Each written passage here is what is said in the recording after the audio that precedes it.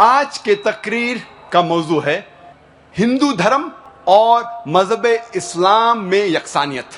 میں نے اس تقریر کے شروع میں قرآن مجید کی ایک آیت سورہ آل عمران سورہ نمبر 3 آیت نمبر 64 کی تلاوت کی، جس میں اللہ سبحانہ و تعالیٰ فرماتے ہیں کل یا اہل الکتاب، کہو اہل کتاب سے، تعالو الی کلمۃ سواء بیننا بینکم، آؤ اس بات کی طرف جو آپ اور ہم میں یکساں ہے۔ سب سے پہلی بات ہے اللہ نعبد الا اللہ، ہم صرف اللہ سبحانہ و تعالیٰ، صرف خدا کی عبادت کرے، وَلَا نُشْرِكَ بِهِ شَيْئًا، ہم خدا کے ساتھ کسی اور کو شریک نہ کرے، وَلَا يَتَّخِذَ بَعْضُنَا بَعْضًا أَرْبَابًا مِّن دُونِ اللَّهِ، ہم ہمارے میں سے کسی اور کو خدا کے علاوہ کسی کو رب نہ بنائیں، فَإِن تَوَلَّوْا، اگر وہ مڑ جائے، فَقُولُوا اشْهَدُوا بِأَنَّا مُسْلِمُونَ، ہم شہادت دیتے ہیں کہ ہم مسلم ہیں اور ہم ہماری ساری رضا اللہ کے حوالے کرتے ہیں۔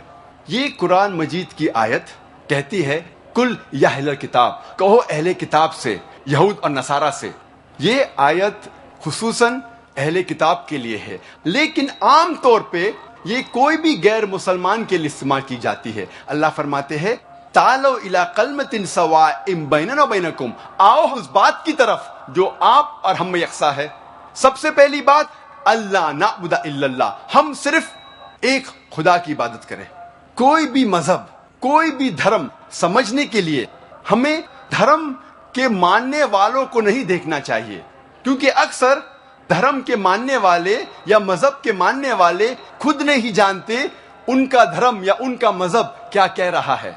سب سے اچھا اور سب سے بہترین طریقہ کوئی بھی دھرم یا مذہب کو جاننے کے لیے ہے کہ اس مذہب کی کتابوں کا مطالعہ کیجیے۔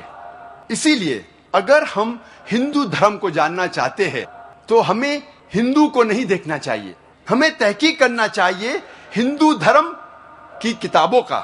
اور سب سے اونچی، سب سے اہم ہندو دھرم کی کتاب ہے وید۔ یہ وید ہندو دھرم میں سب سے اہم کتاب ہے۔ اس کے بعد ہے اپنشد، پراناس، اتہاس، منوسمرتی، لیکن سب سے اہم ہے وید۔ اگر ہم مذہب اسلام کو جاننا چاہتے ہیں تو ہمیں مسلمانوں کو نہیں دیکھنا چاہیے، ہمیں تحقیق کرنا چاہیے مذہب اسلام کی کتابوں کا۔ اور سب سے اہم کتاب مذہب اسلام میں ہے قرآن مجید۔ قرآن مجید سب سے اہم کتاب ہے مذہب اسلام میں، اور اس کے بعد ہے صحیح حدیث۔ اس تقریر میں میں ان یکسانیت کا ذکر نہیں کروں گا جو عام ہندو اور عام مسلم جانتے ہیں۔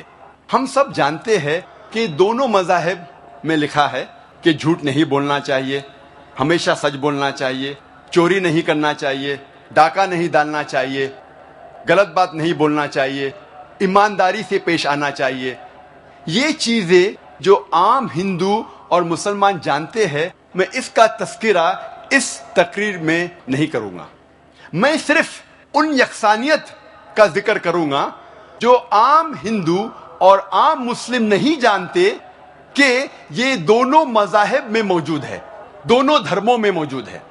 ہندو دھرم اور مذہب اسلام میں یکسانیت جاننے کے پہلے ہم یہ جان لیں ہندو دھرم اور مذہب اسلام کی کیا معنی ہے۔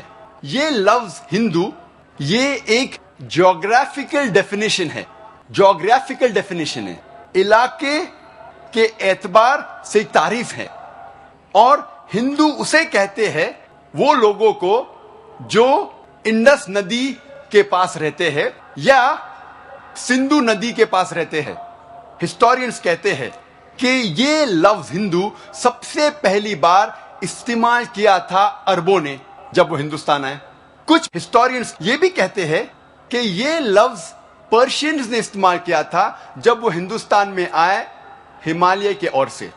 جب ہم Encyclopaedia of Religion and Ethics پڑھتے ہیں، اس انسائکلوپیڈیا میں لکھا ہوا ہے جلد نمبر 6 حوالہ نمبر 699 میں کہ یہ لفظ ہندو کوئی بھی بھارتی کتاب میں موجود نہیں تھا جب تک مسلمان ہندوستان میں نہیں آئے۔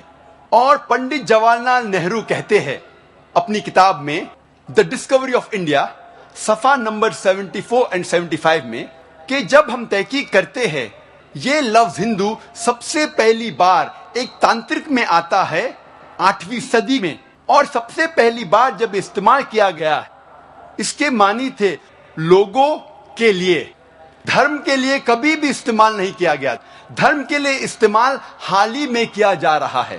اسی لیے ہمیں پتہ لگتا ہے کہ یہ لفظ ہندو ایک جیوگرافیکل ڈیفینیشن ہے، علاقائی اعتبار سے کہا جاتا ہے ان لوگوں کو جو لوگ سندھو ندی یا اندو ندی کے پاس رہتے ہیں۔ اس کا استعمال دھرم کے لیے حال ہی میں ہوا ہے۔ اب ہم سمجھیں گے ہندوازم یا ہندو دھرم کی معنی کیا ہے۔ یہ لفظ ہندوازم ہندو سے آتا ہے اور سب سے پہلی بار استعمال کیا تھا انگریزوں نے 19ویں صدی میں، اور ہندوازم یہ لفظ استعمال کیا تھا اس بھارت دیش میں جو لوگ رہتے ہیں ان کے دھرموں کو بتانے کے لیے ایک لفظ استعمال کیا گیا تھا ہندوازم۔ اور جب ہم پڑھتے ہیں نیو انسائکلوپیڈیا بریٹانیکا، اس میں لکھا ہوا ہے جلد نمبر 20 میں حوالہ نمبر 581 میں کہ یہ لفظ ہندوازم سب سے پہلی بار استعمال کیا تھا برٹش رائٹرز نے، برٹش رائٹرز انگریز لیکھکوں نے استعمال کیا تھا ان لوگوں کے لیے جن کا دھرم ہندوستان میں، اس بھارت میں جو لوگ رہتے ہیں ان کے دھرموں کو، ان کے بلیفs کو، ان کے فیتھس کو، ان کے ریلیجنز کو ڈسکرائب کرنے کے لیے ایک لفظ استعمال کیا گیا تھا ہندوازم۔